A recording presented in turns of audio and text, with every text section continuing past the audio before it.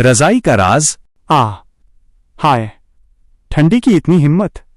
लगता है किसी ने फ्रीजर का दरवाजा खुला छोड़ दिया है। राकेश ने अपनी नाक सिकुड़ाई और लिहाफ को सिर तक खींच लिया। बाहर सूरज की रोशनी आ चुकी थी, मगर कमरे में अभी भी बर्फीली चुप्पी थी। अंजलि पहले ही उठ चुकी थी। वो गर्म स्वेटर और मफलर पहने रसोई से हाथ में 2 मग लेकर आई। उसने लिहाफ की ओर देखा और एक ठंडी, अनुभवी मुस्कान दी। उठ जाइए मेरे ध्रुवीय भालू, 8 बज चुके हैं। राकेश ने लिहाफ के अंदर से ही आवाज दी। ये धोखा है। तुम इतनी जल्दी क्यों उठी? क्या तुम्हें पता नहीं कि सर्दियों में रजाई ही सच्चा साथी होती है? उसने लिहाफ को कसकर पकड़ लिया, जैसे वो कोई खजाना हो। सच्चा साथी? मुझे लगता है कि इस साथी ने कल रात तुम्हें खिड़की थोड़ी खुली छोड़ने के लिए मजबूर किया था। अब उठो और जाकर हीटर चलाओ, या यह कॉफी यहीं ठंडी हो जाएगी। अंजलि ने मग बेडसाइड टेबल पर रखे। राकेश झट से उठा, मगर लिहाफ के साथ वो एक विशाल कछुए जैसा लग रहा था। खिड़की?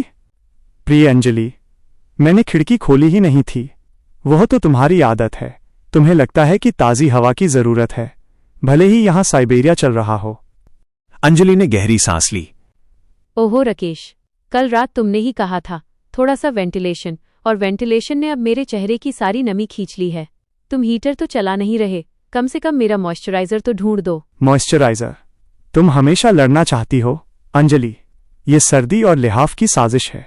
सच कहूं तो मुझे तो बिना मॉइस्चराइजर के भी तुम बहुत खूबसूरत लगती हो। अंजलि अपनी जगह टस से मस नहीं हुई। यह चापलूसी काम नहीं करेगी मिस्टर राकेश।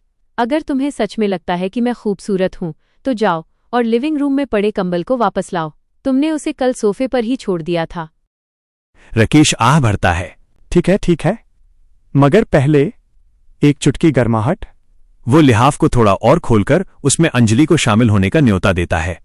उसे पता था कि वो ज्यादा देर नाराज नहीं रह पाएगी। अंजलि हंस पड़ी। तुम सच में पागल हो।